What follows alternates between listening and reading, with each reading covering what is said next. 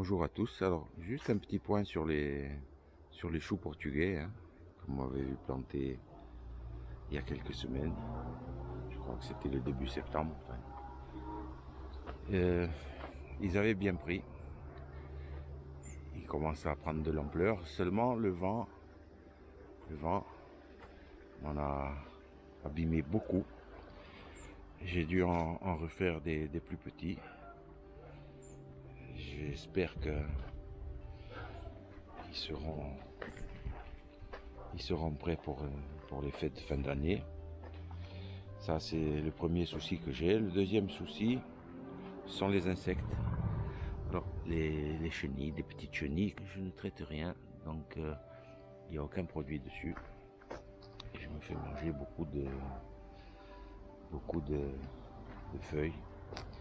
Je pense que c'est foutu pour certains plants.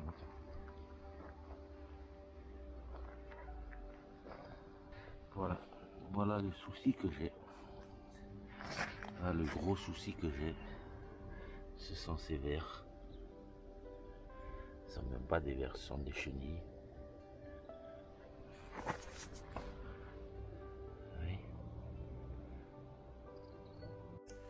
Et ces chenilles, ce sont des chenilles d'un papillon blanc qu'on appelle la pierride. Jusqu'à présent, pour lutter contre ces nuisibles, j'utilisais la méthode simple, à savoir la méthode manuelle. Quand un pied était trop infesté, rempli de chenilles de partout, eh ben, je l'arrachais tout simplement et j'allais le jeter dans un coin à l'écart. Après, vous voyez dans ma main que j'ai une boîte et un pinceau.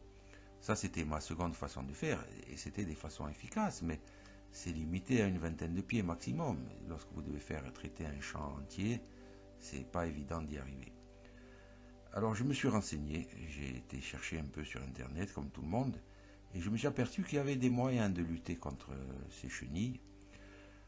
La première façon de faire, c'est de planter au milieu des choux des plantes répulsives, il en existe, hein, comme l'absinthe, la mélisse, la menthe, la tomate, le thym et même d'autres.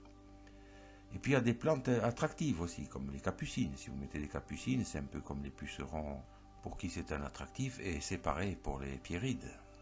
Vous plantez des capucines et ils vont être attirés par ça plutôt que par vos choux.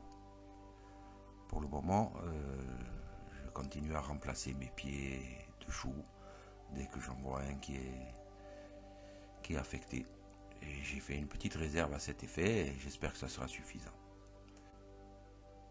Sur ces images d'archives, on va voir aussi qu'au mois de mai, c'était pareil. Hein, la pierride, c'est 3 générations par an. Une génération au printemps, une génération en été, et puis la dernière en automne. Hein, c'est celle que je subis actuellement.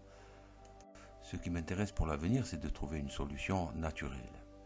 On m'a parlé des filets, c'est une solution intéressante, mais sur une grande surface, c'est pas très facile à mettre en place. On m'a aussi parlé d'une autre solution, j'ai ce qu'il faut sur place et on va voir. C'est peut-être ça la solution pour moi.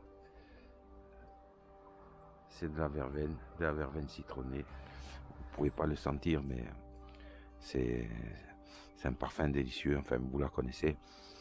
Et ce parfum-là, il a la particularité d'éloigner les pierrides, hein, ce genre de papillon qui déteste son odeur. Et j'ai lu quelque part qu'on pouvait en faire une décoction et traiter avec. Je ne vais pas prendre le risque cette année, je ne veux pas tuer tous mes papillons parce qu'eux aussi méritent de vivre.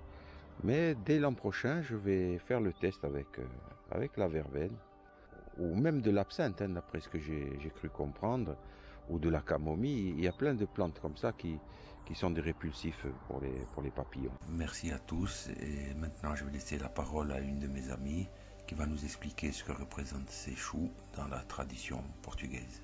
À bientôt. As pencas são boas para comer no Natal e na passagem de ano, e nós também fazemos nos Reis, com suada. É bem preciso pencas, por isso tu vais vendê-las todas, já elas são mesmo boas.